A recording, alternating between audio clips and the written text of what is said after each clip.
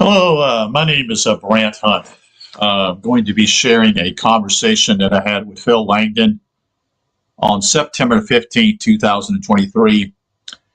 It was not a publicly aired conversation. It was a conversation between me and him that we had on that date. I'm asking many questions here as I'm pondering what he talks about ascension. And so I thought I would share this with others. And so hope that you will see the value of this particular conversation. Thank you, and here we go. And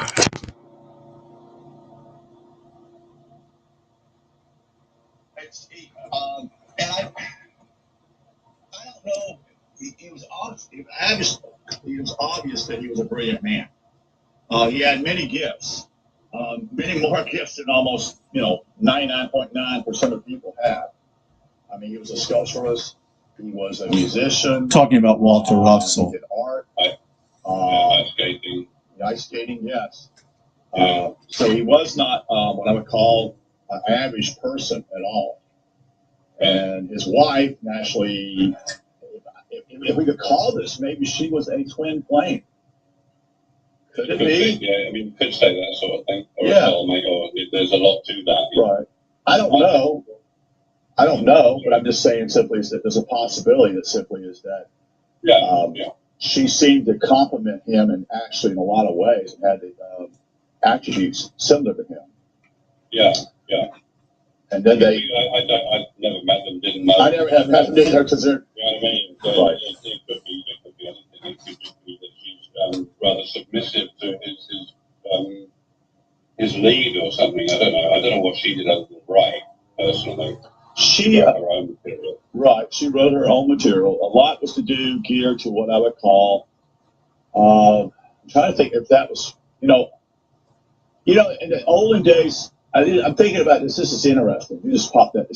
I was reading something, maybe from his book or her book, because I've already shared a couple of her books. One was to do with what we call character, and then another one to do with genius inherited in everyone, that's from Walter Russell there. But when my mom and my dad were married, this is the way it was done here. It would be Miss Ellis B. Hunt. It wouldn't be her name. It wouldn't be Miss Patricia M. Hunt. And that was the way it was done until here in the last probably 30 years, maybe longer, after what we call the 60s, that people, women or men, whatever you want to call it, kind of radical perspective. Yeah. She never used her name. It was always Miss Ellis B. Hunt. It was just simply as she put herself under him. And that's expected. If you look back at the old way people used to sign the checks and stuff like that, it would be that way. Or it would be on their name of the checks or whatever. And I just thought, wow, it's interesting that's no longer, no woman, as far as I know, no woman does anything of that nature now. They will not go along with that. They will not put them. And I agree with that because I believe that both should be, parallel, same way. Just have different gifts and abilities, but they are essentially the same in some ways. They just bring different gifts to the family or marriage or whatever. Complementary, yeah. Right. So that's just a theory. I don't know, but I just thought it was interesting that. So I wanted to ask a question. I've got other questions here, but the one that popped up in my day was to do with the parables of Jesus. Oh, yeah. There was a parable of Jesus, which like to do with the blind man, or the parable of Jesus also to do with Lazarus. And Lazarus is kind of interesting because it deals with what I would call he raised the guy dead. But is that talking about ascension, which I would think it is? I'm guessing it's ascension. I would assume that simply that even the deal with the eyes, the blind man, is also about ascension. That's right. Because there is. Oh, let me see. If the blind man was there water used in that one? Yeah, Jordan River. Wash your eyes in the Jordan River. And then the other one with I just forgot. Now I don't know about Lazarus if there's any water used or not. No, not necessarily. That's. I was just curious if the water issue would actually be synonymous, basically, to ascension. As you know, You can emphasize the water element if you want to. You can emphasize the air element. You can emphasize even if really that's Jewish allegory. What you've got there, even though it's the New Testament and Greek based, I think. Right. They were written in Greek. The Greeks took on this idea that they used it with their myths, and their archetypes and what have you. But they kind of turned it into a university course version of the freedom of Jewish allegory, because Jewish allegory is very, very it's free in the sense that you can almost make up your own. If you are that, then you can originate something like that and then increase the sort of library of allegories and metaphors. Okay. So just in your two examples there, one of them is raising somebody from the dead. That's exactly what happens when Jesus comes to you as the cloud in your ascension. You're raised from the dead of physical life, because everything physical as revelation goes on about all the time. It's nothing but a physical construct. Right. It's not the answer itself. It's a means to an end. Yes, it's like getting in a boat to go to the shore, the other side. Yeah, it's just a ways of getting to the other. Since you have to get on, if you have to cross a river or a lake, you go to. You have a way of getting across, which is a boat, which is a useful way of doing that. The only other way simply is you would have to. Well, basically you could swim, but basically if you're not in good shape, you wouldn't be able to get over there. You basically sink. So. And I do think that I have been also reading from your book here with Revelations, and it's interesting some of the information here because it's also to do with all the four elements. You see, and this is how almost all Christians, if not all of them, believe it's a literal interpretation when it's not. That's right. It's the element earth, not the earth you're standing on. Right. Most of the time, yeah. I mean, the earth we're standing on is included in the element earth anyway. Right. So sometimes the text will flip to you standing on the earth is your situation in life, but then they'll talk about, and the earth element was given to Adam. That's their way of talking about creation. Right. Generates the earth element, which is the universe. It's also interesting. We go back to the story of the flood, which most people come to the realization that it was not any what I call a total cataclysm of the whole earth flooding. No, that's right. And it's not even pure Jewish allegory. Right. And the number 40. Yeah. Number 40. Yeah, that means water. That's right. Actually, that's right. Actually, yes. And actually, I'm thinking. I used to be a big fan of U2, which was an English band. Well, no, they're not an English band. They're an Irish band. Yeah, great band. Yeah. They used to. I think they sang the song Psalms 40, and they used 40 in it. I don't know if that was what they're not. I know they're not a part of that. That part. But it's kind of interesting that they actually did that song. I think their second or third album. And they had a following Christians who followed them. They thought that U2 was a Christian band or parts of them. I don't know if you sense that in your age because I followed them. They were some of the bands I follow were them and another band called The Alarm. I don't know if you know who they are. And another band called The Call, Call. I don't know if you know who they are. But they're all basically early 80s music. So that was where my genre would be, is in the 80s, even though I did like music even before then. But the point simply is that the 80s seemed to have a somewhat of a spiritual dimension at first, and then it kind of just deviated into basically other things, if you know. But it was what I call like a minority run of certain bands that were speaking of deeper issues. Even the police were had some spiritual information, and so did the Water Boys. If you remember who they are, I think they're an English band. There were always what I call illusions of some type of spiritual dimension in a way. So yeah. But anyway, I've gotten off tangent. But I remember simply is that they would sing that song 40, and it came from Psalms 40. They were literally just simply singing what was basically almost there in the Psalms 40. So, and it's like, okay, is this a Christian band or what are they? You know, and they come across somewhat at first as Christian bands. So, and then they were, you know, anyway, they were one of my favorite bands when I was in college. But the whole thing going, I'm jumping all the subjects here. I'm sorry. It seems as though, you know, it's so. What's so sad about the whole thing here? The whole idea of literal interpretation of everything. You know, I mean, this work here again by Walter Russell would be what I would call is a, you know, this is a scientific literal interpretation, somewhat. Okay. And then I wanted to read this one since it's been sitting in my library, and that gave me an excuse. And then I definitely want to read these books here also. And but I thought, well, okay, just do Walter Russell for now, such and such. But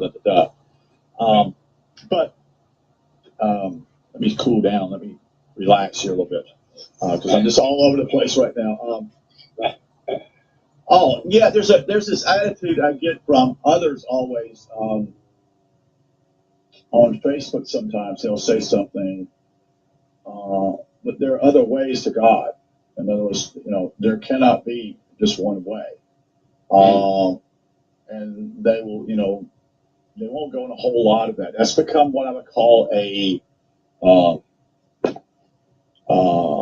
way people think now is that it's no longer all inclusive, like maybe one way. They would say there are many ways to God, and we kind of touched on that with on Monday to do with the issue of love.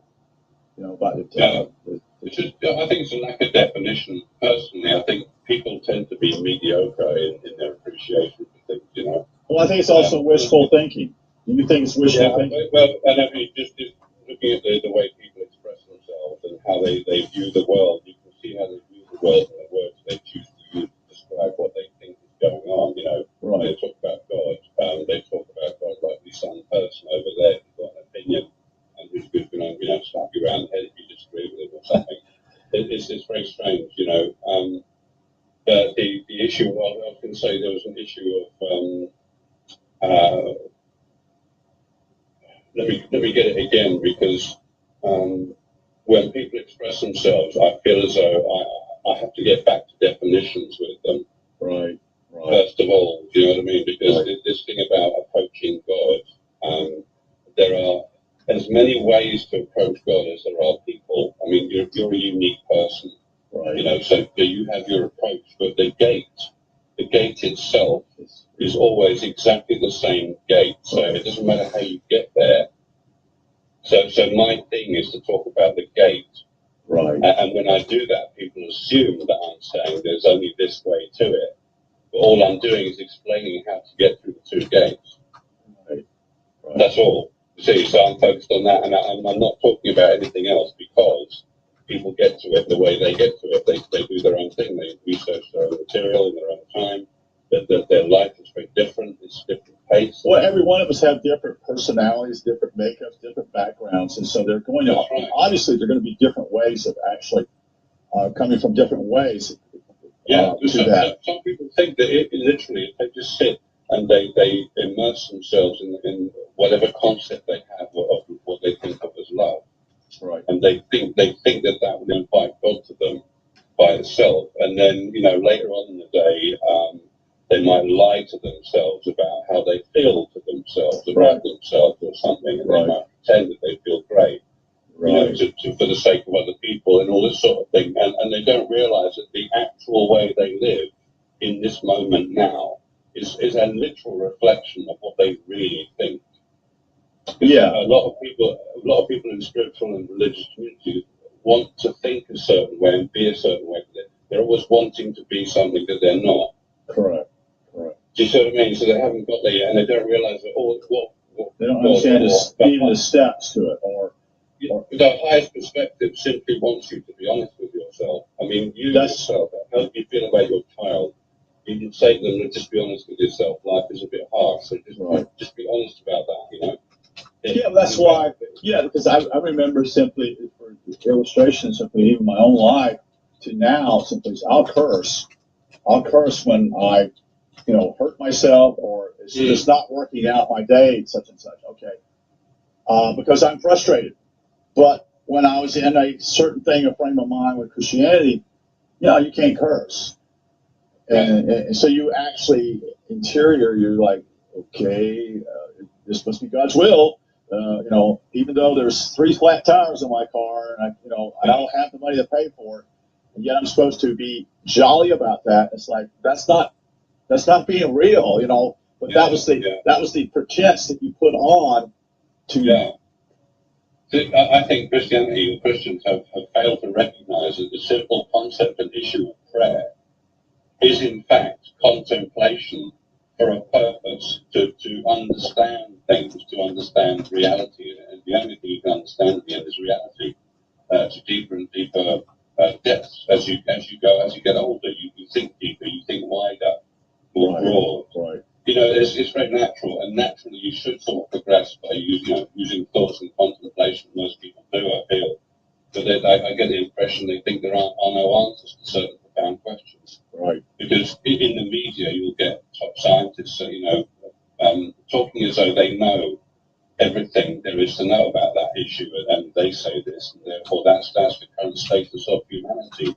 Right. And if you say otherwise, then who are you? This man has a PhD, right? He's gone to the most prestigious colleges, universities out there. He sets the bar.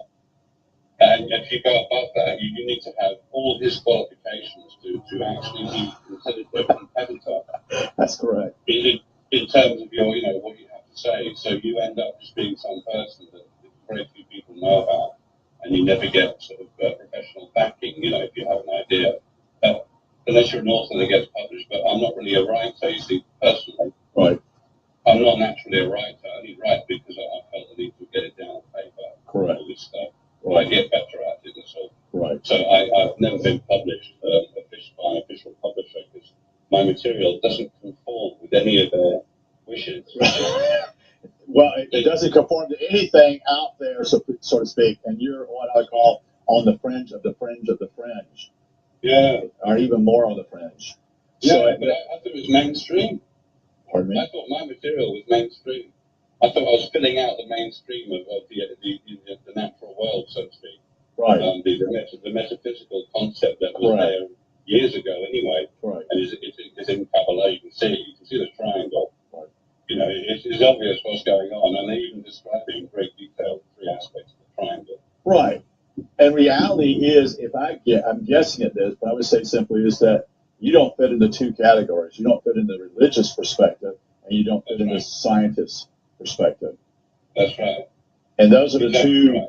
Those are what I would call the 2, like a seesaw, somewhat.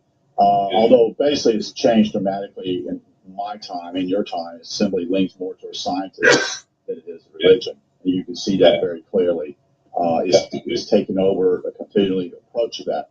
But, religion has its emotions and such, and you feel that way. That's your own, you live that way.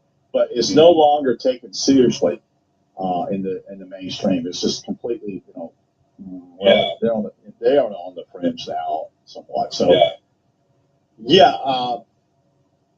when you share what you share, it doesn't fit in either one of those. In some ways, it doesn't fit in the religious or the scientific because these are what I would call highly structuralized power bases that have kept people pretty much in control for the last. Well, science is basically a new phenomenon in the last probably 200 years, so to speak. Yeah. But religion has dominated since, basically, at least 2,000 years, or approximately that time frame, even probably more.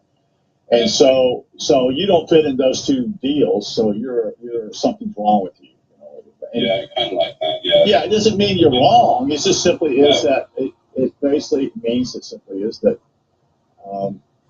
we are somewhat what I would call controlled in a way that simply is we are controlled. I shouldn't say somewhat. We are in those paradigms in some way that we actually almost as though we have to fit in one of those two of those boxes. And that's gradually becoming more and more into one box, so to speak. Yeah. There's still that fringe with religion.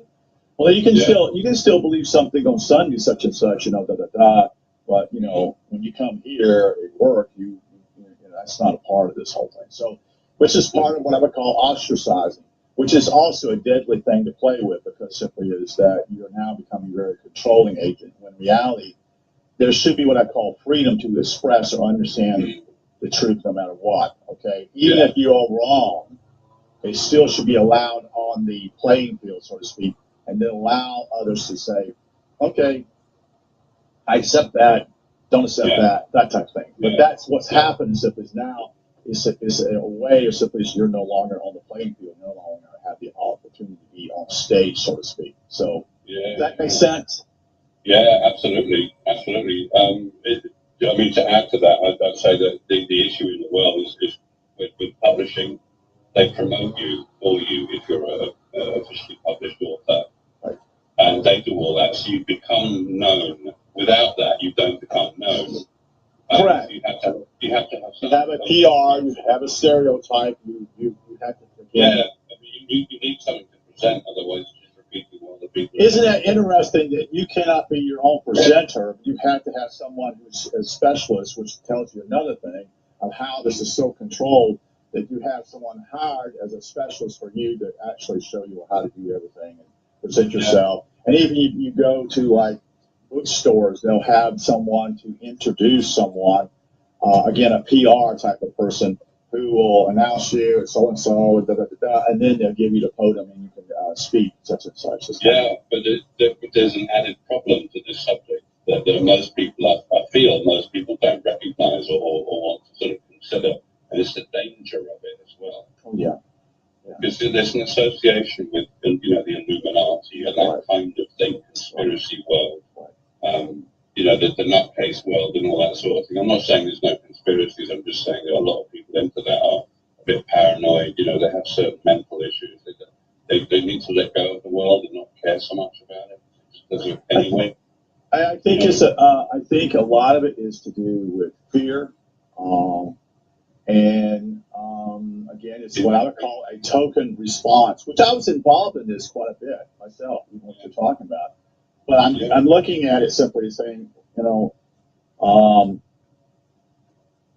it's almost as though in America, this whole idea, you see, we've been so programmed that we beat the British. When I necessarily don't think that's actually happened. I wonder if someone's rewritten the history, so to speak. But what I'm saying simply is, the United States is always, and Britain has always had a major power base for how many years? 500-600 years, maybe that far. So she's dominated the seas for so many years. She's had what we call colonies. As far as I know, that Thailand, I think it once was a colony of the British. Much less we know that India was, and whatever. But the point simply is, it benefited the British. You see. Yeah.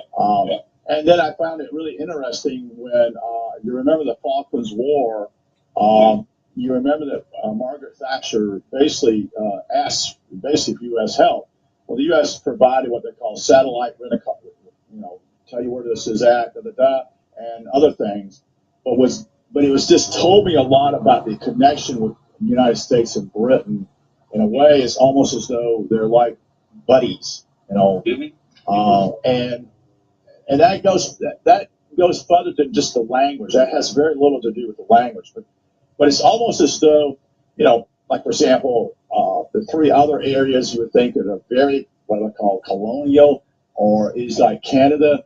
like Australia and New Zealand, they are still what I call hooked in the mouth of basically a British rule in some ways. Even though they're given somewhat, I call autonomy, but they still, there's a power, see such and such, which I can understand that with somewhat with Australia in some ways, although Australia is interesting, basically all the prisoners were sent there from British. That's what it was cast out. So anyway, we got off on the wrong subject here. I've got you taken off. I didn't mean to do that. But I just hear so many, there is what I call, we talked about it last time, called wishful thinking. And I do see that. It is immensely everywhere. I mean, this whole idea of manifestation, the whole thing. You can manifest this or that. You need to be able to make sure, this ascension thing is not some wishful thinking procedure or anything. It is coming to understand actual reality that you are part of and that surrounds you, It's a clear vision of what is actually, proceeding in the world. What are you? What is your function as a human being? These kind of things, this sort of cerebral chewing on these issues. You can spend time with them and understand your situation. And most people won't do. They just pray, thinking praying is asking for things. Again, but praying is really contemplation, so you can understand things for yourself. That's the point of it. Right. And God is full understanding. So and that is a hard thing to break, even as though I've no longer been in the church or such and such. There's still this whole idea of prayer within me, asking for things. That's just being honest with you, because it's very basic and it's childlike. I mean, I don't mean it in a bad way, but it's in a way, but it is simply, help me to feel better today or whatever, which I've actually such and such. But I understand simply it's a way of actually, it's so clever what they've done with that. Instead of you contemplating and saying, there really is a God? And if he is, where would he manifest himself? Where would he show himself at? And I have done this. I've cast the Bible and said it's not true. You're such and such. I've cast it away because I thought, okay, I move away from that. In other words, there's a separation from me to be away from that. Simply, I don't buy into that anymore. See, and then the realization simply is, which is recently in the last, year maybe, the phenomenon simply is maybe there is something to this Bible after all. And so that's to where I kind of went back to that. But it's part of that whole idea simply is what I grew up in. It was not anything that was a construct of people making what they say the Bible is, but it's not. You see. It's supposed to be a guide to help you be honest in your analysis of your local reality. And at night, of course, you can look at the non-local reality, just by looking at the stars and think about that as well. Proving this ascension is the proof to yourself. You can only prove truth to yourself because truth ultimately is not physical. Correct. And that's automatically makes it personal. It personalizes it. Both truth is impersonal and personal. Right. The universe is an impersonal truth. You can't avoid it. But here we are as the truth itself, and we are personal. So ultimately, our nature has these two, combined qualities, impersonal and personal. And it's the two aspects really of the keys to heaven, in fact. So the first one is very personal when you meet God. Right. The second one is when you see the cloud in an impersonal sort of way. It's away from you, it's outside of you like the world is normally on a day-to-day basis. There's this distinction between these two ideas that are unified at the root here. Okay. And you're simply going back to your root with ascension. But my point is that it's the proof that you have proved logic and reason and understanding to yourself to the point of realizing that all is simply God. So that's the proof that you've got it when you get to that. Right. So all these people walking around reading stuff, even scientists as well as religious, thinking they know things and that's of benefit to them somehow. Right. In a little way, you can say, well, they've recorded it in their memory and they know about that and they can add it to the next bit of information they get. Right. But the whole point of this is to work your way up your own mountain to get to the singular nature. Right. To understand your own nature. So you're using physical nature, which is dual, in order to understand your own nature, which is there in the first Well, place. dualism I would say dualism is a tool for you to get up there. Yeah, it's a comparative tool. And that's what I've ran into people, and I've used the word ascension, and sharing videos with people. Basically, I've been reading, like I said, from your books, because I feel like simply as I'm not yet there, so to speak. I can explain some things about what it's about and what I sense, but I've never experienced it. And that's what I try to explain to people. I have not experienced this, but I believe that simply is what I would call the right path. It's the path. Right. It's the narrow way. Yes, that's right. The gate is very narrow because it's a singularity. That's why it's so narrow. Yeah, right. Only you can go through your gate. Right. Yes. No one can else go through. No one can pass through except yourself. That's right. That's right. You're the one who does it. I can't bring anybody in with me. Like some. No. How you get there is up to you. How you get to these gates, how you develop your understanding of reality for yourself, how you prefer to proceed with that by yourself. Right. I started out with Bruce Lee and moved on from there, this sort of thing. You might start with, I don't know, Walter Russell in your 20s after you did a science degree. Well, I've come to the realization simply is that, I can believe what you're believing, but I've got to connect with it. Like what I'm doing, like I said last time we met, I'm looking at more scientific objective works that basically, instead of, not anything against you, but simply is to make sure that this is not a feeling or liking thing, but to prove it to myself. Yeah, you see. That's right. Because I think the route I'm seeing simply is, I can believe I believe there's a God out there. I can see that. I understand that part. But that's a belief. That's not a knowing the construct. Okay, there's a difference. That's right. Okay. Yeah. And even yes. And so if I go and go back, because you can go and stick, I share this to people. And I use the word ascension because I believe that word is very critical because it's not the word that most people use.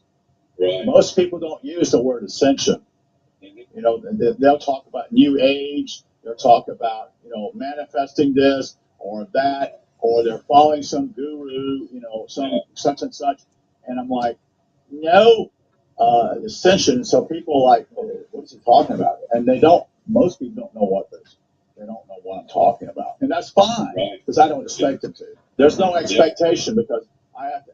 But I also understand simply is, I think ascension is a very powerful word that actually has not been, quote unquote, been jumped on by the New Age movement, I think. And I think that's critical in a way because it's actually what does happen. And it does involve the chakras. Yes, it does. And 7 is, in the book of what you got about Revelation, 7 is all over the place. It's all over the place. Okay? And not, people go to the point simply is the 7 ideas, the 7 such and such, da.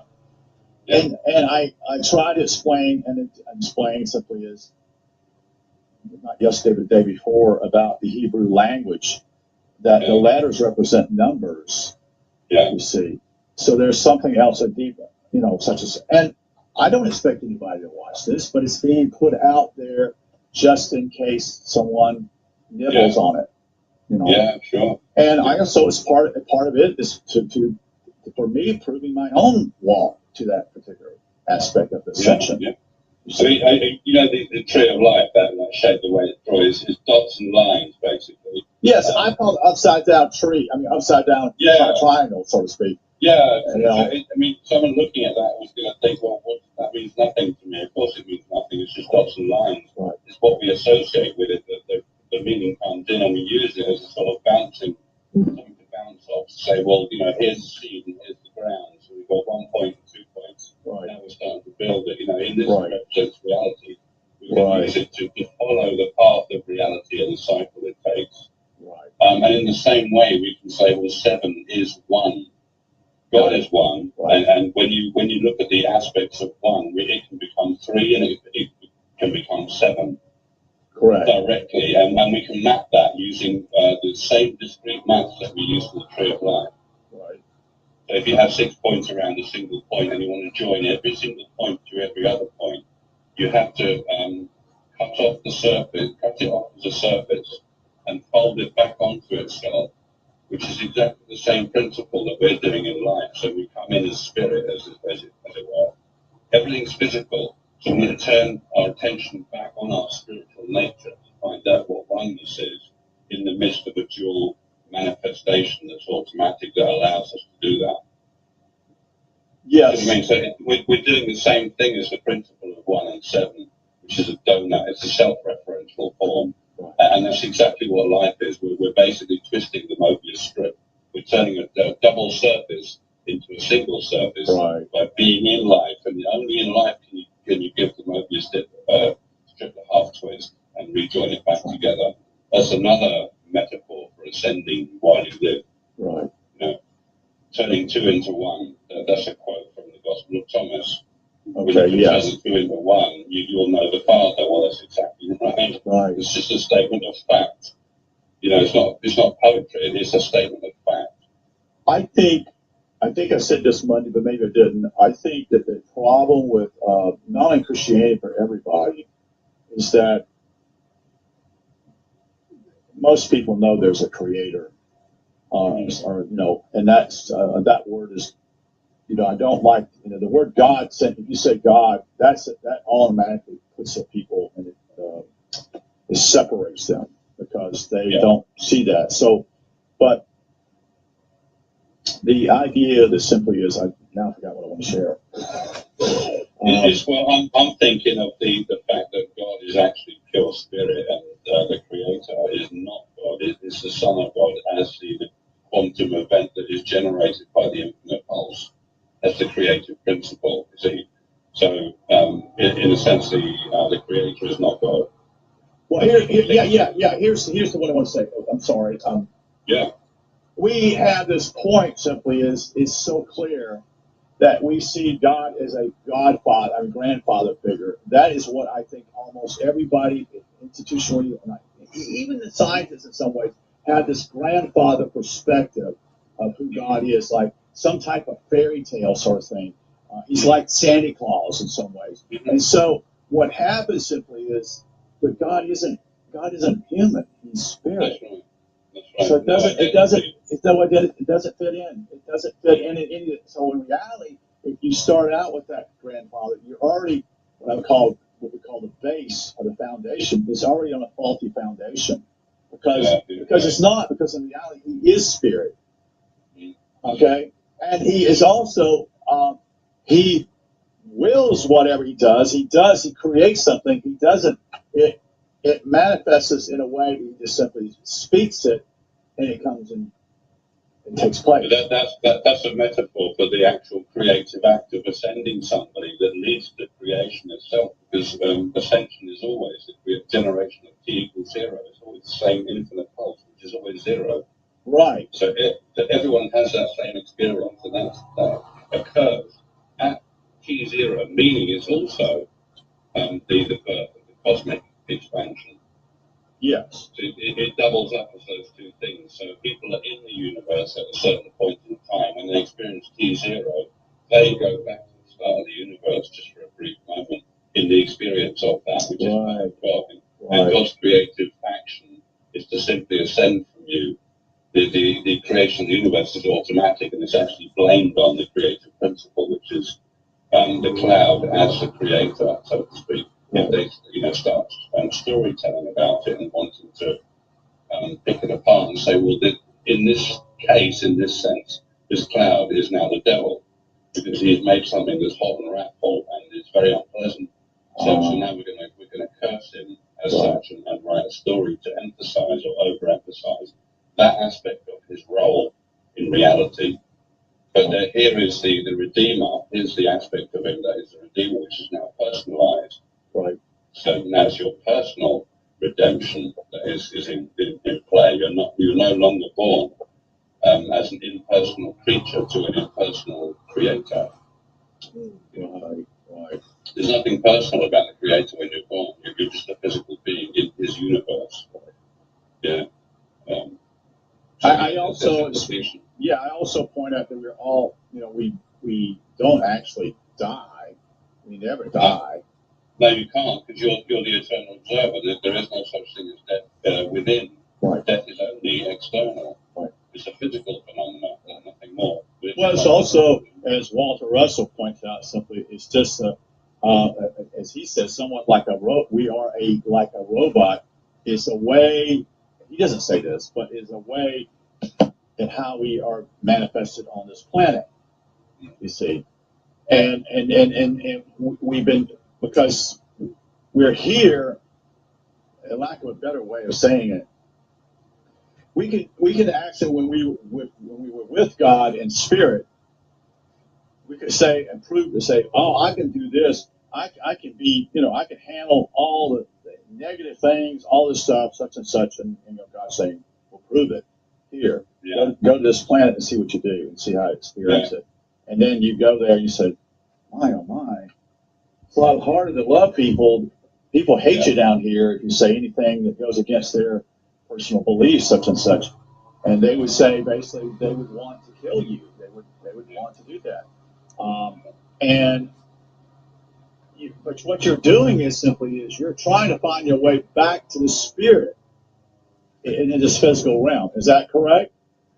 Well, once you is that too simplified? There's nothing else for you to do once you've said it, because you've done. It's like you've passed the exam, so to speak, of Earth. Right. For me, Earth is an angel-making school. Basically, it's a very good place to become an angel, because it's so far away and removed from the spiritual nature. It's the greatest challenge, as it were. It is a challenge. It is a challenge. It is a great challenge. In those terms, it's a great challenge. And yet, because it's your true nature, it's simply a question of relaxing away from the world around you, because we grow up wanting to impress people, wanting to have acceptance from others. Isn't that interesting that we have that? Is that because that? Is that? I mean, this is maybe a bad question, but is it because simply is that we feel empty within ourselves, that we are looking for something external? I'm thinking it's just developing human psychology. Okay. When you're young, you don't know anything. You don't realize that there are these rules, these natural rules that come about, and that people's brains work a certain way, our personalities function a certain way, depending on our culture as well. Right. If you do certain things in one culture, it'll be taken in a different way. Right. So there's nurture and nature, these two aspects of us. But yeah, I mean, barring all that, I've always tried to look beyond that myself. I always thought, well, truth is robust. So it doesn't matter about my opinion. I'd like to know what is robust, and therefore it must be whatever lasts. Therefore, I went around asking myself, what actually lasts?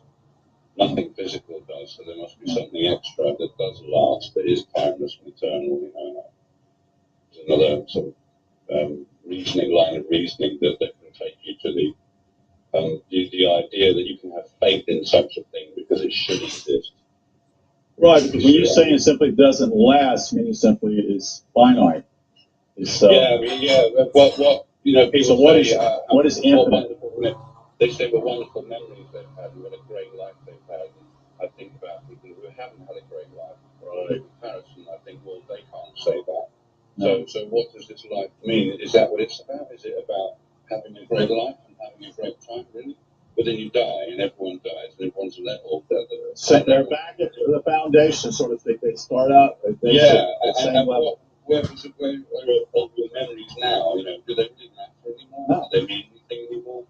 No, it's actually in some ways the people hold on to that as though, and it may not even exactly happen that way. They may make believe that it went some way. In other words, that I had a great time there.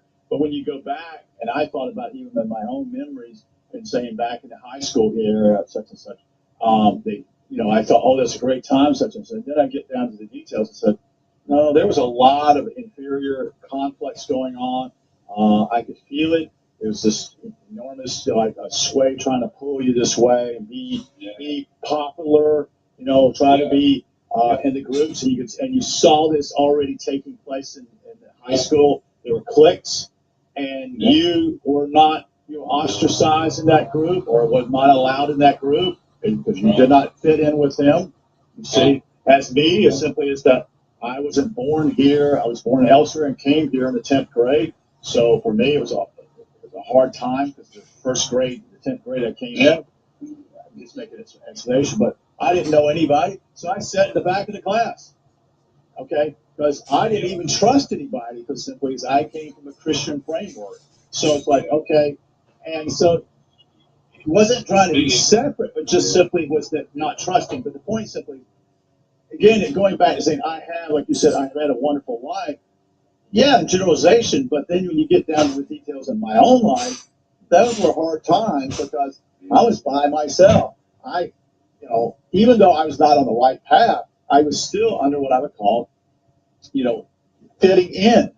And it's even worse now, as far as I can see today, than it was in my time period. Yeah, looking for acceptance. I mean, it also applies to people who come from college and go into professional bands and become pop stars and what have Right. you.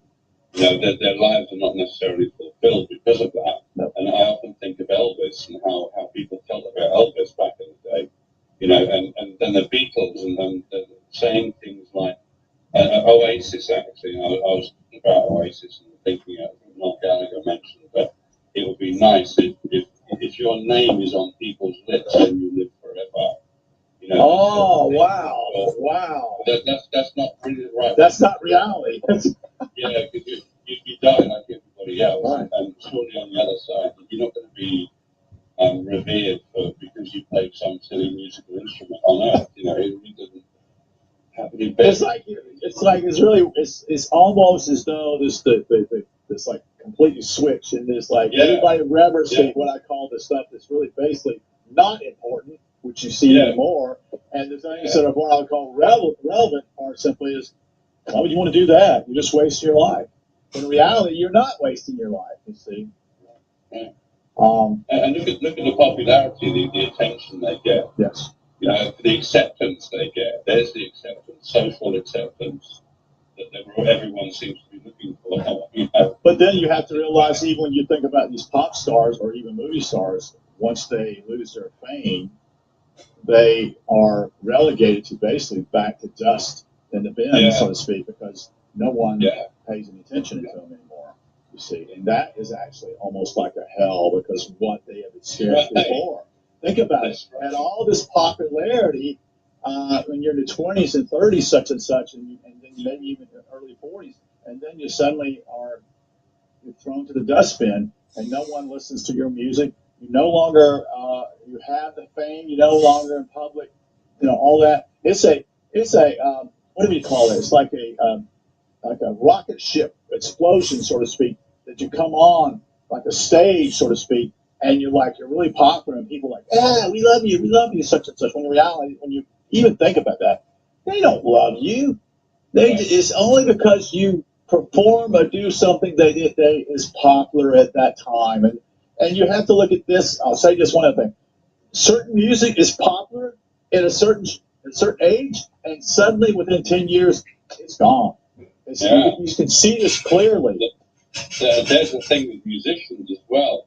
Am I being my real self, or right. Will I be a puppet for the corporation that are paying me to perform in front of these people and be this role model for these teenagers, or be this robot, so to speak? Right? Yeah, it's not your true self. No, it's a puppet. Well, I think that's what I'm guessing this. I think that's what happened with even YouTube because their band has changed and metamorphosis in probably 2 or 3 times now that I don't even care for their music whatsoever. It's all trash to me because I like what they did in the 80s. But when you started to see their change in the early 90s, and then now they're even morphed in something else. And you had this idea. There was being interviewed to Bono one time and saying simply, we're always progressing, so to speak. And I'm thinking, but the point simply is, are you doing it, or is someone else doing it for you? That is, you are being a puppet in order to make money or be popular, in my mind. Because now, you're back on the stage, so to speak. Because these guys are old now. They're in their 60s, I guess. Yeah, sure. So where they get their energy to play the instrument, so to speak, or going out all the time. You don't have the energy you had when you were 19 years old, so to speak. So That's right. That's right. If you're the world has changed. Well. Anyway, got on a tangent here. I didn't mean to do that.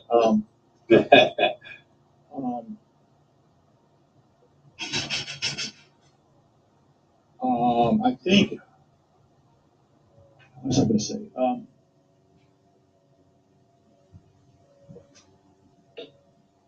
In other words, like there's but one way to God. That is by reunification with Him, meaning that all we've done, and what I mean by reunification, that is, and that's what part of it says, there are many that have different perspectives, such and such, but I didn't ask this question, there is by reunification with Him. In reality, simply it's the story of the lost, the son, isn't it? It's to do with simply is that he was with his dad, his parents, such and such, and then he chose to go and live his own way and take the money and whatever he had and live his way he wanted to live. Yeah. And yet there's a reunification eventually with that lost son coming back to his father. Isn't that the story of all of our lives? Yes, exactly. Isn't it? Absolutely. According to, there's a story in the Gospel of, the Apocryphon of Adam. The Apocrypha of Adam, is it? The Apocalypse of Adam. Okay, I've never even heard of that one. So is that in the? I did a video about it. It's exactly the issue. So every person in the world is personified as an errant child or a child who needs to go out into the wilderness to find himself and become a man, basically. Right. Or a woman, a girl becomes a woman, so in principle. You become mature, and you don't need parenting anymore. You can be your own boss, as it were. And now you can reunify and have friendship. Instead of parent-child relationship, you now have equality and friendship, as it were. So that the situation has changed. Yeah, absolutely. That is the story of all our lives, in a nutshell. And it seems as though with the whole inclusion of the internet has basically brought out all kinds of ideas that are where they come from. In other words, there's so many different so-called ways to God. But when you realize that ways to God, that's a misnomer because simply there's only one way to God. But in reality, it's like a smorgasbord of people being able to choose what they like. But that's not the key. That's not, I'm choosing what I like. Yeah. But that's, again, what you are wanting God to be like. Yeah, that's right. It's like daydreaming instead of actually perceiving. Yes, very much so. Yeah. And so you're picking and choosing what you like, but that has nothing to do with God. Yeah, it's not objective. God is objective. Right. This is all subjective. It's all subjective. And it's a clever way when you look at all this, the whole parameter of all this, is that you have these choices, and you're actually patting on the back in many ways. Pursue this, such and such.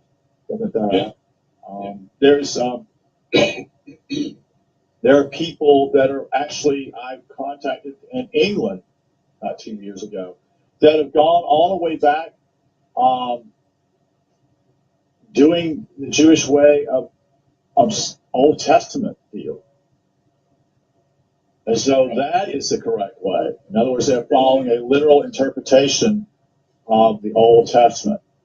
Yeah. I don't know, maybe they've heard that Kabbalah is the secret of the keys to heaven. Who knows? No, they're not even talking about Kabbalah at all. They are simply going back to the Torah. Yeah, which is basically effectively the content of Kabbalah, essentially. I mean, I know there's the Zohar, the different Kabbalistic books and what have you, and scholars and so on and so forth, but the core of Kabbalah is supposed to be contained in the 5 books of Moses anyway. Right. But what I'm trying to say simply is that they're keeping the Sabbath. There are all what I call a legalistic perspective, which is essentially the same as what Christianity was, 100 years ago, whatever. And I see, and you know, the lady I talked to, she was into other things in the Eastern thing, and basically got burned out. It didn't meet her, and so now she's jumped the ship and gone completely another realm, to a point simply is very legalistic type of thinking. You know, as she's no longer married and she's got 2 children to take care of, and she's following another so-called leader, guru. Again, he wouldn't call himself a guru, but that's what's happened. And they've simply gone back and says, well, we're going back to the Old Testament, you see. We're going back to that. And it's like, but that's not what Scriptures is, you see, again. You really need to be able to read the Old Testament as in terms of what it actually means. You know, that's a big problem for people in the West. It is a big problem because they've been so programmed, even myself, into looking at there must have been a literal Moses, but there is no Moses. What about the story of Noah getting into a boat and sending out a dove 3 times, and it comes back to the olive branch on the third occasion? There's a symbols there. There are symbols there. The dove is one symbol, the 3 days, and then the olive branch. That's right. And the olive branch would say that he has peace with God. Is that what it's speaking of? Right. That's right. Yeah, it's the completion of the metaphysical triad. Yeah. So again, it represents ascension. Yeah. The whole Old Testament is geared towards this ascension idea. That might be a good thing to do. Actually, read some of the Old Testament and then begin to pick up on that. Maybe that's a good idea. Maybe for another book. If you read Genesis, know that every chapter is a cycle. It's the same cycle. Okay. So Genesis spirals out, giving you more and more information as you go. Every chapter is a single cycle, a single way around, same cycle. So it always comes back to the same issue, but then they redress the issue in different terms. So now the created cloud and your position at the right hand is now Adam and Eve. Right. You know, in the 2nd or 3rd chapter when it comes to Adam and Eve. Right. Now it's Adam and Eve. Right. You know, later on it's Noah in the ark. It's the same thing. It's the same scenario. And it does the same thing in Exodus. But that's what the Jews do real well. You explained it. Yeah. That's what they do. They always tell the same stories over and over, but they use different characters or different actors. That's right. It's exactly like Hollywood. It's exactly the same process and principle. Yeah, 3-act play. You talk about the 3-act play, right? Yeah, different script, different characters, but it's the same thing. Right. Again. So it's like they only know one thing. But they do it very brilliantly that most people are not clever enough to even pick up on it. We're not. You know that idea when you find something and you guarantee you found it because it's absolutely redundant. Right. It's redundantly repeated, so you know, I see. Made it redundant, so that I know that I've understood it. Right. That's what happens with the Old Testament. Right. It's always about the root scenario. Yeah, the light with the cloud. That's it. It repeats that over and over and over again. Now I'm going to ask something, because have you read some of Walter Russell's works at all? Yeah. I mean, I've studied his book, The New Concept of the Universe, for a year. I was reading only that for the year before I hit Angkor Wat. And it was profoundly useful because regardless of what he says about cosmic events and what have you, that's the one, the main issue I got from that book was the distinction between spirit and energy. Okay. That was the most important thing, and it was the most important piece of information I could pick up. Really, and most of what I'd learned prior to that simply backed up that is important. Okay. You see what I mean? It's almost like I have to learn physics to realize that that's important, not the physics. That's important. Right. The duality between these two extremes is the most important concept there is.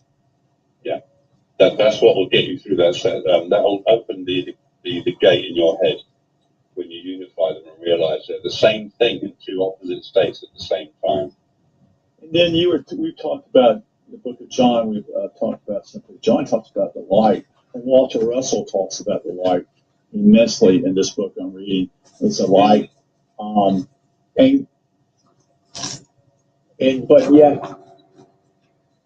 the whole idea. If I look at the pineal planet, it's actually as though it's a light representing God, which is God, and it shines within and unifies your brain. Is that a good word to say, unified? Because you're actually, because we have two loads, so to speak. And some people have done this, like says, what's the masculine principle here, the feminine principle here, that is part of the right. You think, men think very much somewhat logically, not always, but I'm saying that, and the female tends to be more what I would call not logical. She would be caring and such. But you need to unify those things. So isn't that, I'm going to jump off on the ledge here, isn't that in some ways also the fall somewhat? But then that's not really your fault, because simply it's you with your brain. In other words, the two lobes. I don't know if that makes any sense. Yeah, the left lobe is associated with logic and discreteness, and the right lobe with artistry and continuity. So it's the old discreteness and continuity again. So if you want to square the circle and bring your point into the center of a circle, that's discreteness and continuity at once. So when you unify your brain, you're unifying the discreteness, which is poignant, and the continuity. So you're basically squaring the circle in your brain as well, symbolically and literally. It also refers to your endocrine system, because you're sacrificing the natural function of the pineal gland for the spiritual function, which is clairvoyance. And of course, that will change your endocrine system, which I haven't had tested. I'm actually offered myself to a psychology department in the university. Right. Saying, look, this has happened to me. I went out with a psychology student. I know what their departments are like. Right. And I've had to talk to them. Right. Had to write to them and this sort of thing. I'm not so you're basically offering yourself someone as a guinea pig to see if something's actually happening. I was reaching to see if anyone would be interested in pick up on this and think, hey, maybe we can do some research on this at this university or something, but nobody bothered with it. So it was years ago when I was looking for correspondences or anywhere I can go with it or who I can talk to about it. I spoke to a lot of people, to get advice about what to do about it. Right. Know where to go and what to do. And even the Kundalini yoga people, professionals, were saying that we don't know what you're talking about. That's not Kundalini. It sounds kind of similar, and it's obviously a spiritual experience, but it's not the same as what we practice. So it's always been I've always felt like I was on my own, and I have all these texts to back up what I'm saying, and that's all I've got. I haven't got any other person yet. But you were connected. I remember you saying you studied naturally science, but you also studied psychology, correct? Also. Yeah, but I did that on my own in an armchair. Oh, okay. So you studied reading books and stuff like that. University. While I was at university, my girlfriend was a psychology student. It just happened that way. So, I saw 2 years of their course because I went out with them for 2 years, watching their first and second year. So I saw everything.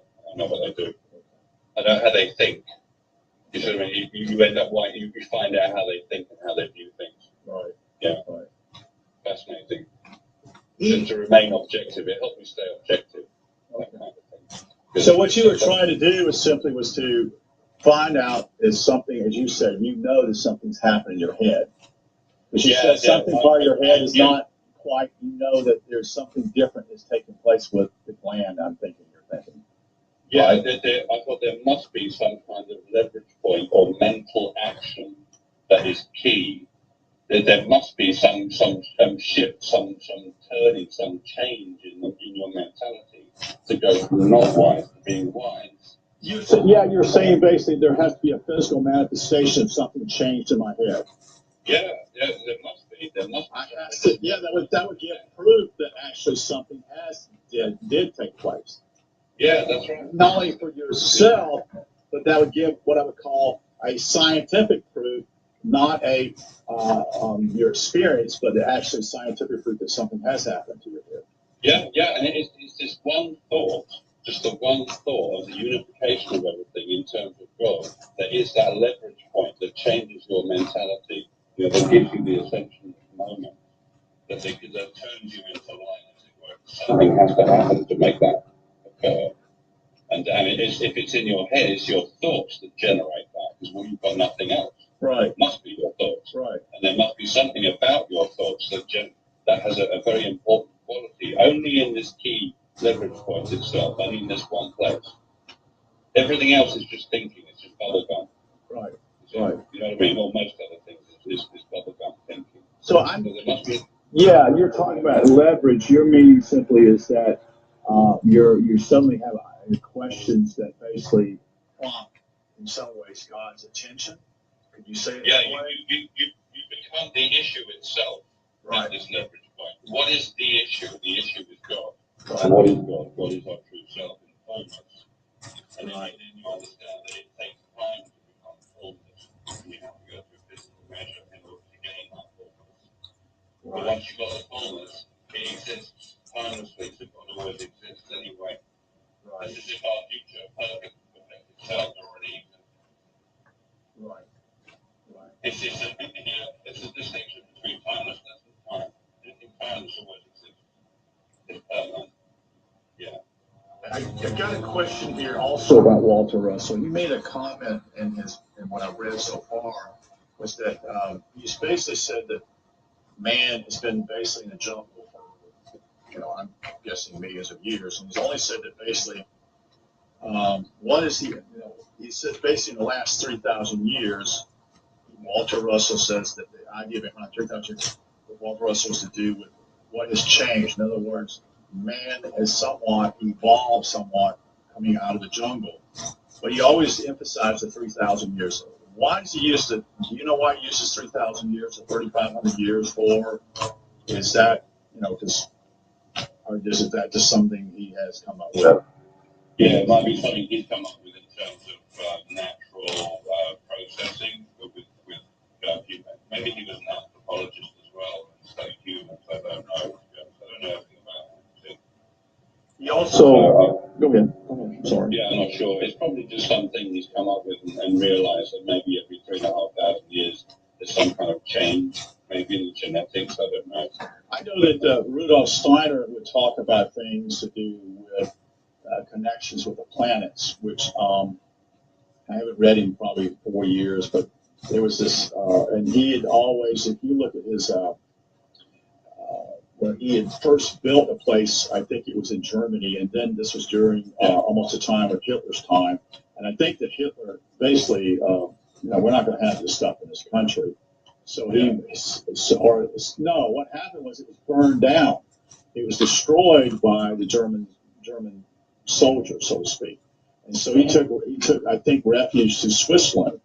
And so he built something, and it's still there.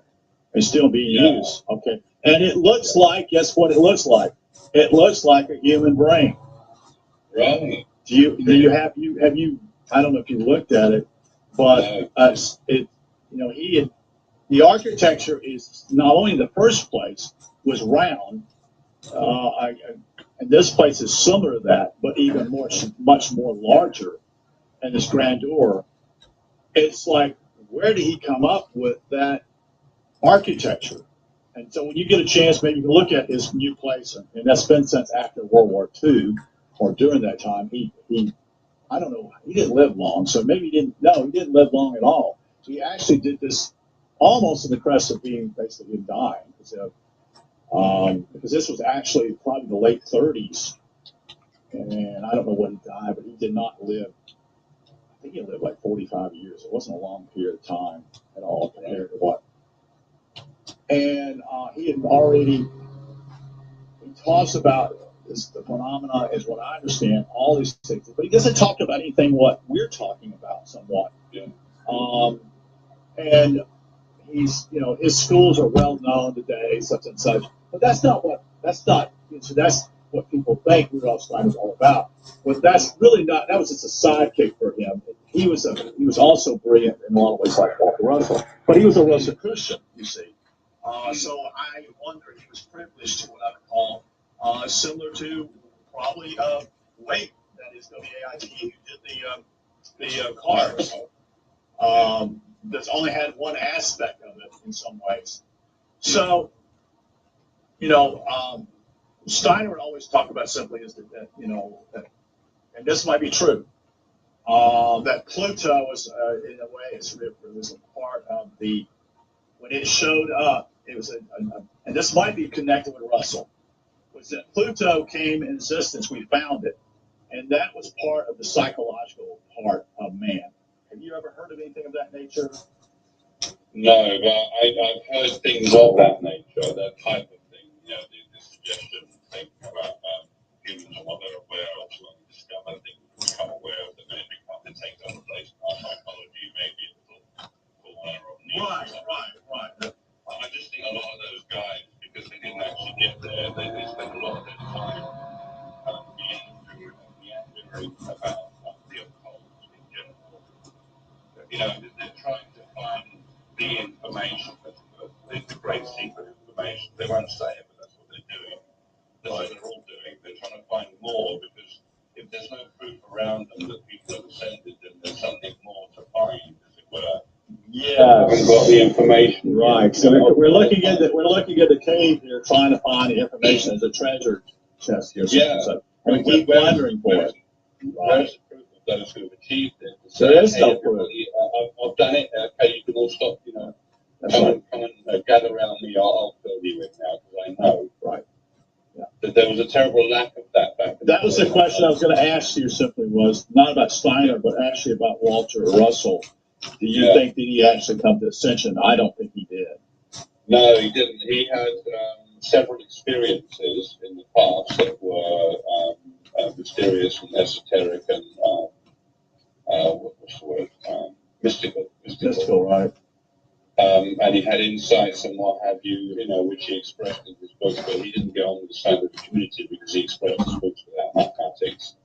And they use mathematics as a language, and that's what they want you to produce. If you want to compare with them, you must use their language, which is maths, and he didn't. So he wasn't taken seriously. No, because he was never taken seriously, because simply it was like, this guy's a wannabe or whatever. He's not. Yeah, it's because of that. It's because of that. He didn't use maths. That's why I can tell you straight away. They saw his work and thought he was just a writer of ideas. He's a philosopher. That's why he's not a scientist. Right. See? Interesting how scientists has actually picked up the ball when you go back to philosophers were actually far more important than they were. I mean, they were important 400 or 500 years ago, 300 years ago.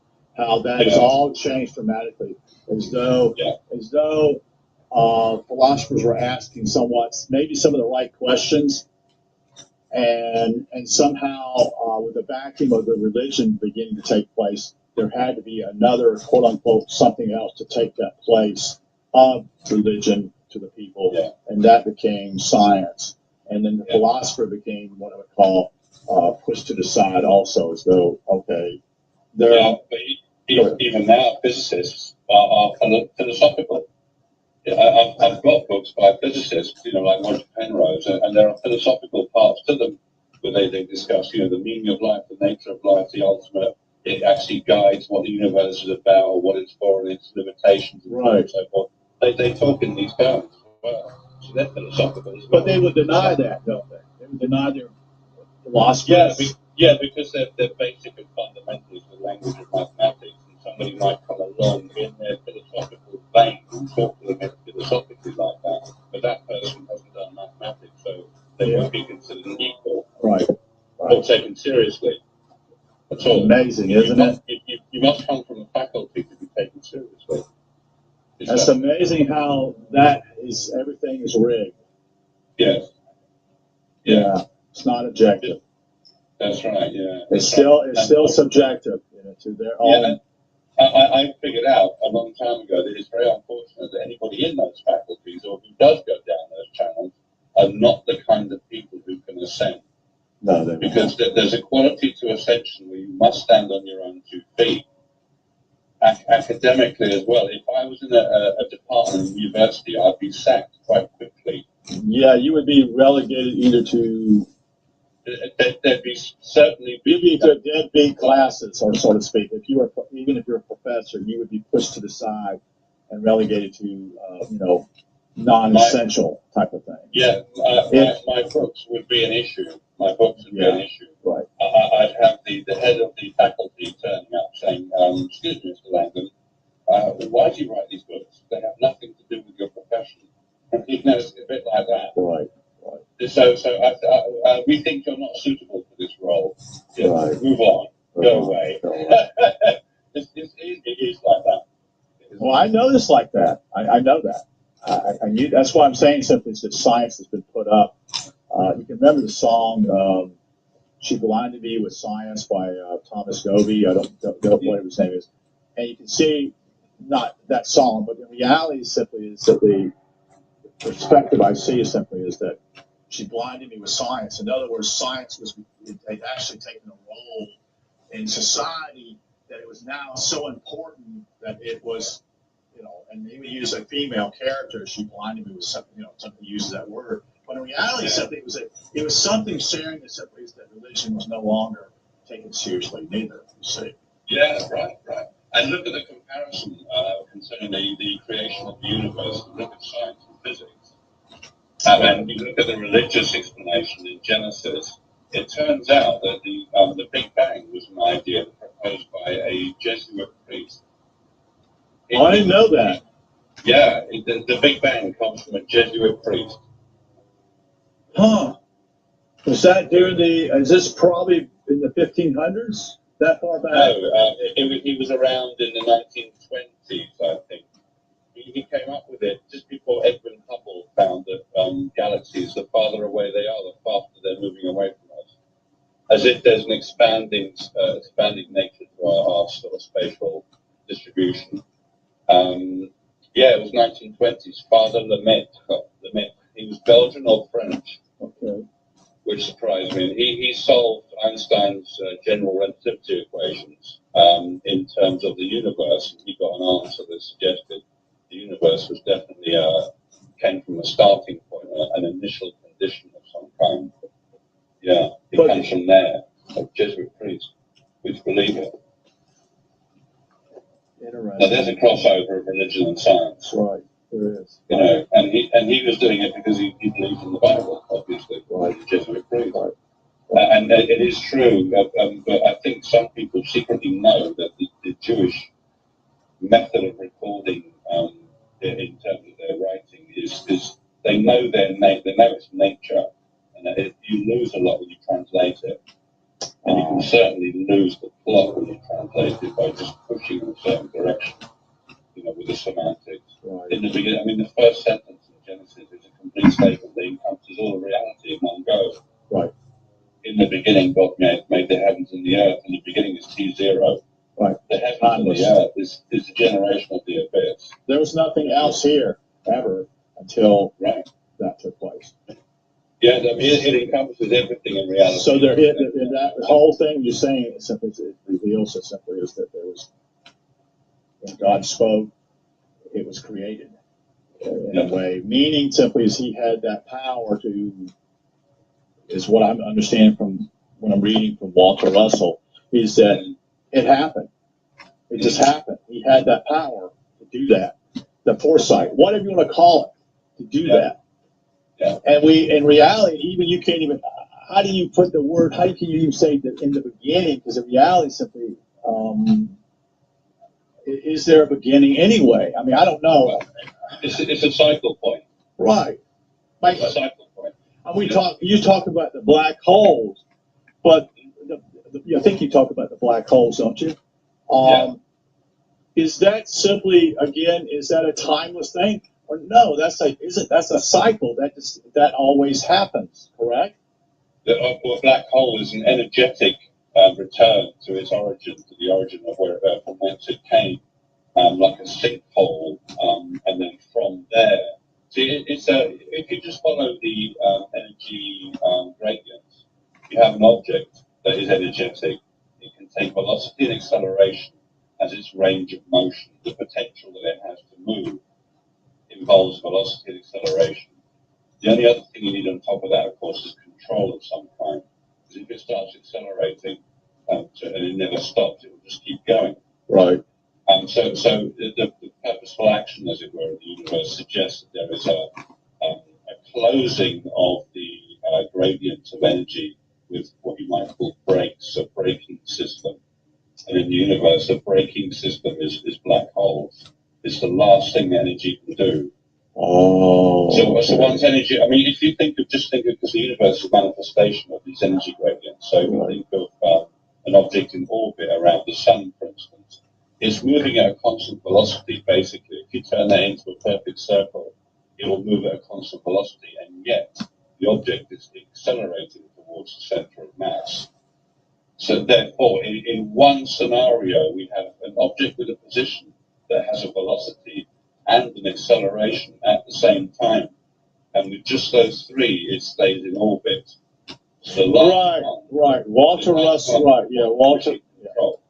Yeah, the control aspect is the one that will take it from the orbit down to the center of mass itself, and that will spiral it inward. So, I'm going to jump. We have control over what goes on, and in fact, you're turning something into nothing because the point at the center of mass now becomes a whole thing. Right. So you're turning everything in reverse. So it's a very simple concept of reversing material, and now having material around nothing, whereas there's nothing around material. It's swapping places, basically. Right. In the process. And from there, you generate life because we have the three continuity cycle in the seven stages where three of them are continuous and squaring the circle in three-dimensional terms. And then we have discrete, the continuous discrete generation from our toroidal model, which is an archetype, but you can see the application of the black hole. It literally takes on the same shape as a toroidal dome. Right. You know, a galaxy is basically a torus. I hear people also talk about this on, such and such.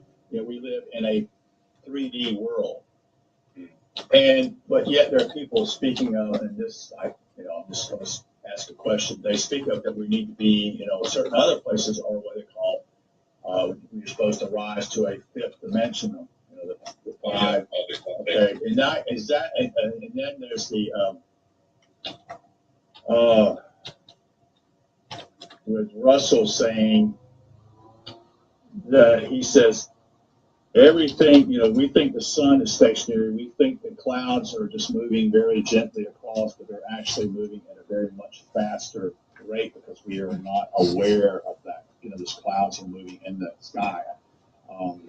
Meaning that simply the sun is moving at a very fast pitch. He calls it, I'm trying to think of the word he calls it, but it's, if they did not rotate and do these things like they were supposed to do, in fact, they're actually, he calls it, what's the word?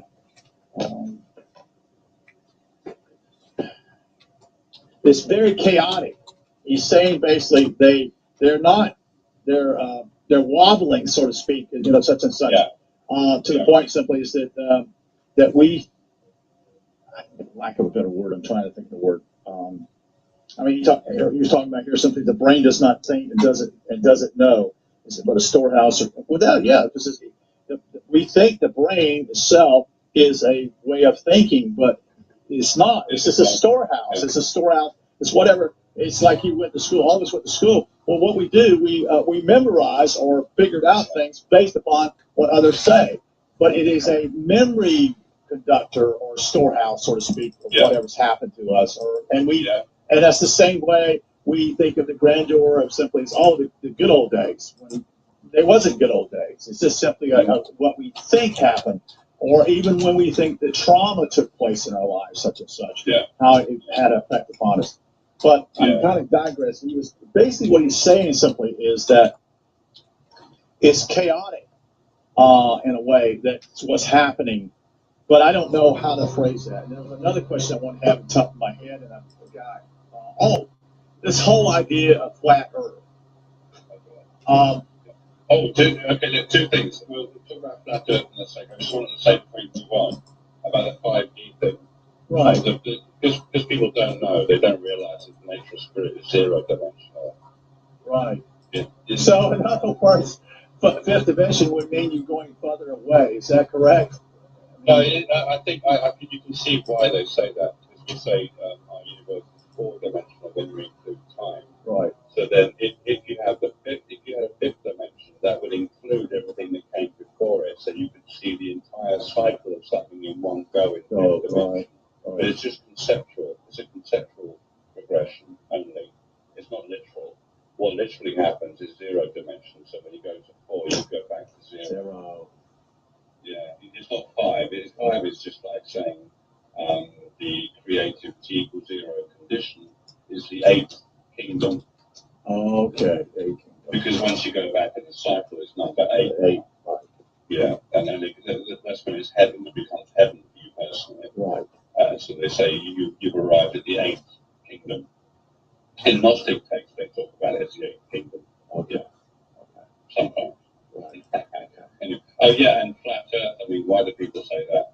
I think they came from the Hindu cosmogony, which is a diagram of a disc world Right. on the back of 4 elephants, on the back of a big turtle floating through Right. space. Right. But that's allegory again. It's a metaphorical way of encapsulating information. So people have taken it again, an allegory, and made it literal. Yeah, that's right. That's right. So the disc world is our galaxy. We don't. So what we do is we're always thinking in a literal framework instead of basically looking maybe at an allegorical framework, which is what usually a child would be more allegorical than a. And that's why Jesus said, "Come, let the children come to me," because basically it's an allegory in a way, and not a literal interpretation as adults. That's exactly right.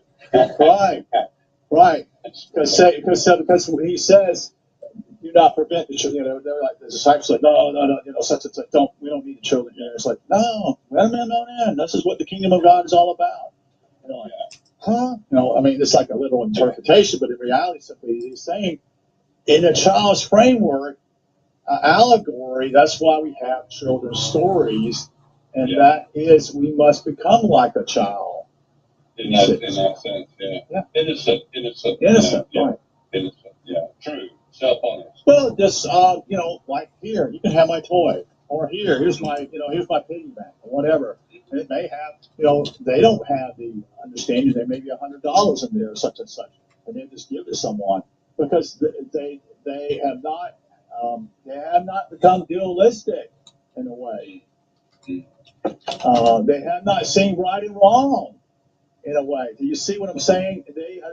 They are childlike, meaning that simply is they do not see the concept of someone stealing. They see themselves as themselves, meaning that simply they would see themselves. Well, you're just like me, and you're like, I'm innocent. They would say innocent, but in reality, they would love others and give to others, not understanding the concept of what they may be giving. But reality simply is. That's the way it has to be in order to enter the kingdom of God. In a way. They're naturally honest. Right. Naturally honest. Right. Because you said that when you met God, that God reflected to you in a message that, Phil, you are honest. Yeah, for being honest. I said, why are you grateful to me? Yeah, and he said, for being honest. Yeah, it was the number one thing. Right. It was the number one issue. Right. Being honest with yourself. That was it. I couldn't believe it. I couldn't believe it. I was thinking, well, what about all the science I learned? Is that not impressive? No. No, being honest with yourself is the most impressive thing there is. So when you think about, and I'm going to ask Tess with this, when you're thinking about honesty, self-honesty simply is that you are able to see yourself as you are, meaning It's about evaluating things as they are and not having an opinion.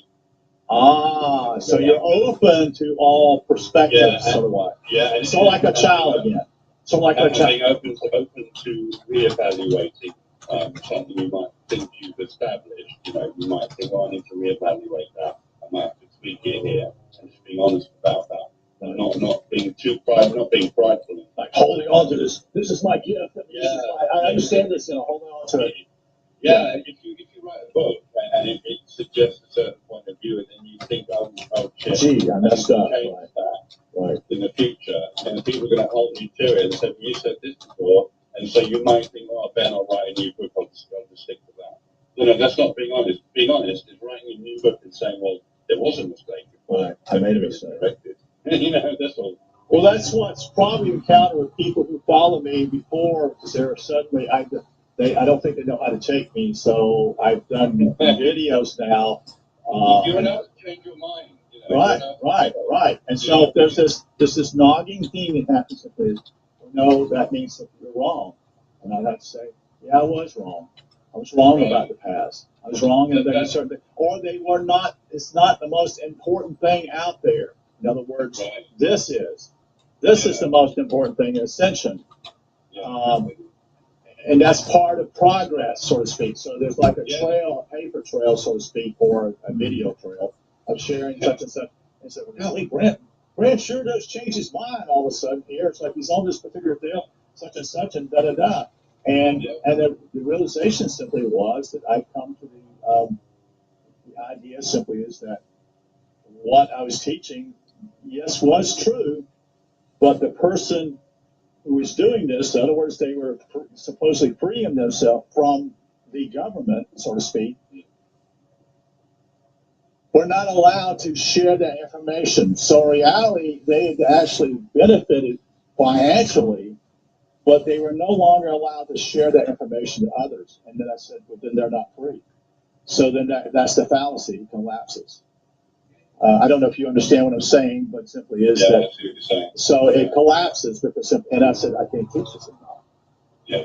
I talked to a friend who really struggles with the whole concept of God because she, we talked about it earlier, that in some ways simply is that her idea simply is that this isn't fair. And it's like, you don't understand, it is more than fair. We don't deserve anything from God. Don't you understand that? I mean, the meaning in a way, in your terms simply is you're expecting God to give you the answer, and that is not going to happen because you have to do the great work. You have to work for it because in reality, this is true of life. If you want to be a great pianist or a great musician or whatever you want to do, Phil, you have to work for it. It is not usually given to you. You know, you may not even, you may have to go to school so many years, such and such, to be a great architect or whatever it is. You've got to first work at it, to do the work, study in order to be that. Yeah, it's literally at the top of a mountain, so you literally have to climb the mountain. You have to climb. Everyone's got to climb the mountain. And I'm getting from her the attitude simply is, no, it should be given to us. And I'm like, no, you do not understand. Some people would not, well, if it's given to you, guess what would happen? It would basically be thrown right back out, seriously, thrown right back out the back door. When it's given to you, the front door would be thrown out the back door. Meaning simply is people wouldn't respect it. And you would not even respect it in some ways. Right. I mean, you wouldn't even be able to connect with God because that takes for that would even be worse. Awareness, your conscious awareness, you know, if you're not bothered about that. It's the whole analogy of simply Christianity making it easy for people with the Savior methodology. Think about it. There's no working at that. It's a gift. You don't have to do anything. Just say this little prayer, such and such, and God accepts you. What? So, and then guess what? That's given to the front door and just put back in the back door. They don't live it. You see? Yeah, and they're the ones who make remind you that heaven is a place where you knock on the door and Jesus will say, I don't know you. I've never known you. Be gone from here, or whatever. Right. And they're doing it as if to say, look what happens to non-Christians. And I felt like saying, no, that's you. That's you. That's you. It's all of us, every one of us, because you don't know God. Why should He open up the door for you? They've swapped actual not faith based on knowledge for blind faith in just an idea without exploring it properly. I feel. Yeah, God is more than good to us. In fact, God doesn't owe us anything. Yeah, and you've got everything you need. I mean, you've got everything you need to achieve this. You've got everything already. You don't need extra money or whatever. The faculties you have now are adequate as they are. That brings up a good question for you. I think I've asked you a question like simply, do you worry? And I think you told me simply you do not worry. Is there a fear of death for you? No. There's no such thing. I know there isn't any such thing. But that would be based upon your That wouldn't be based upon your knowledge. That would be based No. upon what has happened to you, correct? Yeah, the actual experience of being there, yeah, doing that. Right. Yeah. You realize, oh, I see. Okay. That was part of you dying there. That's Yeah, what happened. it is basically that. Yeah. Right. So there is no fear of death for you at all. No. Unlike me, simply there is a fear of death. You see? Right. You see? You don't know what to expect, but No, what it's to just that expect. you yourself, you're now with yourself Right. more so than before when there's just. Yeah, but there's a realistic perspective. Simply is that, for me, even as you're approximately, I think, 9 years younger than I am. So I'm closer, supposedly, to death because I'm 63 and you're 54, I think. 53 now. 53. Oh, so it's 10 years. Maybe, Yeah. okay, so it's 10 years. So it's 10 years. So in reality, simply is that I'm closer to death, meaning numerically. Right, supposedly, although anyone could pass away at any time, we don't know that. So, and so, but that again, I'm saying simply is that I've talked to her, and she says, well, I'd like to, why don't you put these recordings on? I said, well, I may do that. She said, well, you seem to say the same thing, and I'm saying, well, I am saying the same thing because it's you got to do the work. You must do this. You must understand you are responsible. God has already provided a way. But I don't mean a way. Reality simply is that we have forgotten who we are. We don't know who we are here. Life itself is the way, as it were. Right. It's a prepared means for you. Yeah. But I'm going back even to the point simply as you being a great pianist or whatever. You have to study to do that. I don't know. There are some have had quote unquote musicians. I think not Beethoven, but Mozart was compared basically. He had that gift at a very early age, but that doesn't work for 99.9% of the people, so to speak. He was gifted with that, although he did not live long. See, compared to others and such and such. But the point simply is that there's this idea as though God owes me something. And I'm like, it's like, okay, where are you getting that at? Because that's that's your rub. Your rub is that simply is that God owes you something. So you are dictating the rules or whatever what you want, and that's not. It doesn't work that way here. Right. So you could say God doesn't give you what you want; He gives you what you need. Right. It's that kind of thing. Right. Right. It's like the difference between asking and contemplating. Asking in terms of praying, or contemplating in terms of praying. It's the same sort of distinction, I think. And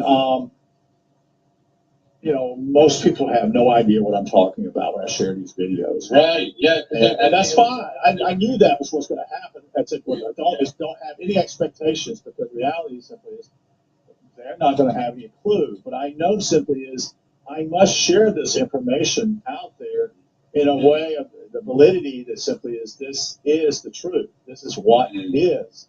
And it doesn't make sense to you, but all I'm doing simply is being a mouthpiece in some ways, even because I'm trying to show in my own way that I don't have the answers neither, but I'm saying this is the answer, okay? Yeah. Because I have yet to have the realization that you've had. So I'm being realistic and saying, no, I haven't. But I care enough about people, or I want people to know this because, and I've had someone who I actually, and two people have come to me in the last less than a month here. Suddenly one person that used to be involved in the Richard Rose group, her name's Mary Beth. I haven't talked to her in basically 2 years. Suddenly, I don't even know how she even got my email. She writes to me such and such. So I shared the information to her, a video, and say, this is what I'm looking into. And she comes back and says something. And since then, there's been 4 or 5 communications. So I think it's me. I've shared with her 3 times and 2 communications from her. So the last thing she's not shared back, that's been probably near a week or so. Then there's another person who lives in Italy. She is from Romania. Her name is Maria. She is in a very difficult situation in her life because she has 2 children and she has a drunken husband. And I don't know why she once was on Facebook and such, but anyway, I gave her I paid for a way for her to have what I call an astrology reading about 3 years ago. I just paid for it. I just wanted her. Um, she's I don't know if she's clairvoyant, but she wrote something. I wrote back such and such, and then she wrote back, and then I said, okay, I'll share what about you and even a video. I'm looking at this particular thing. Maybe you want to look into that. Well, it's been approximately 10 days, and I haven't heard anything back from her. So I don't know if she's even going to correspond. Maybe she will. Maybe she won't. So, but she shared something really crazy.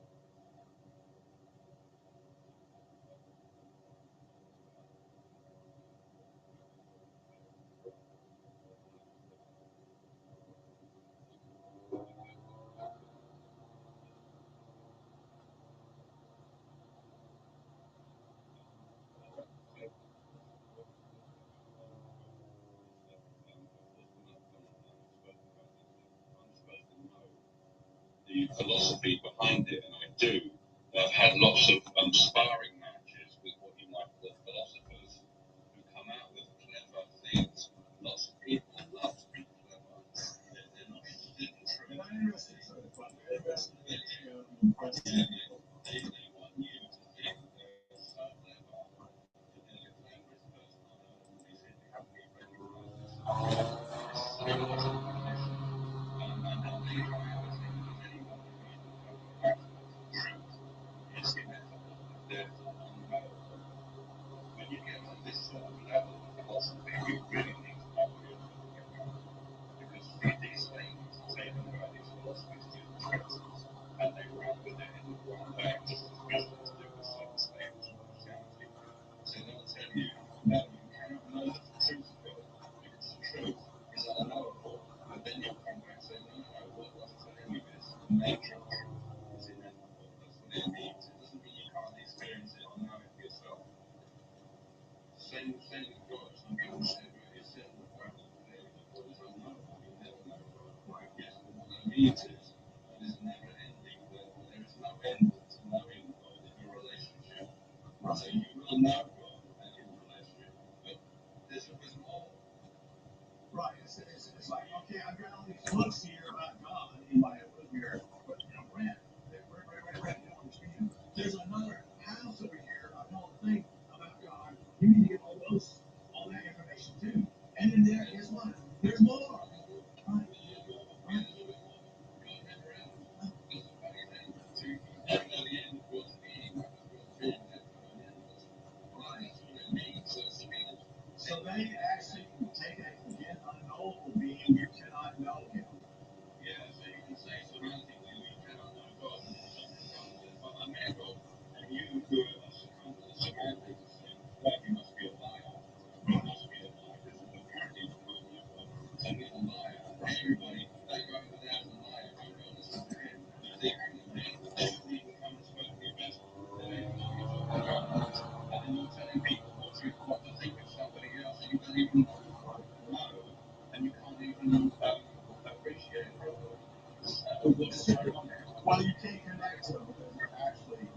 trying to impress themselves or anything else. They also try to impress others too, which is part of the ego.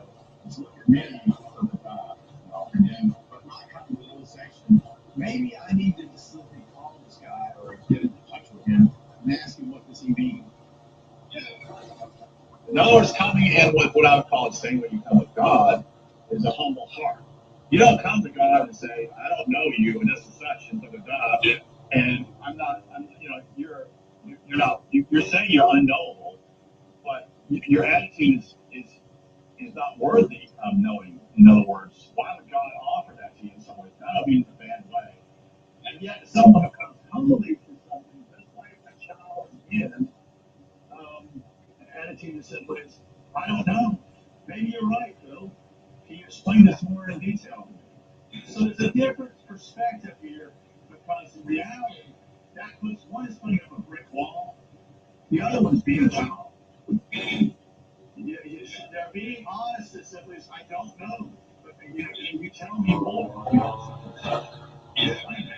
And you would say that God is the person you don't know yet, as if he's somebody else. Right. You get to know God in fact, and we get to know your own self.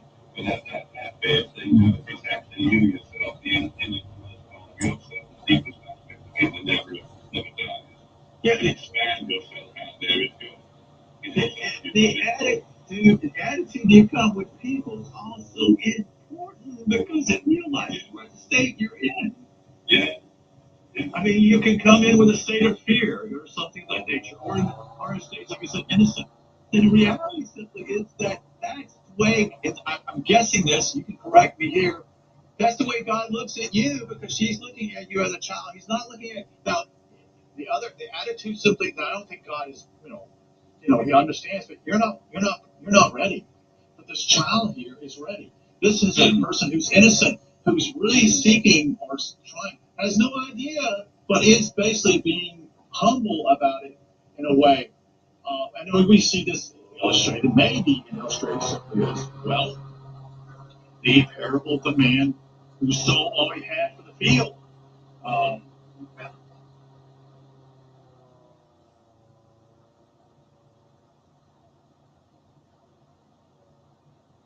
Okay, this is the conclusion of it. It's approximately an hour and 48 minutes here. So I'm going to conclude that. There's basically about 10 minutes left of this particular conversation. But time-wise, I'm not going to be able to get it all in here. So we're going to stop at this point. This is, again, my conversation with Phil Langdon on the 15th day of September, 2023. This is a private conversation that I had with him on that particular day. All right. Thank you for being here. Hope that this will help others to see, and wish you the best tonight. Take care.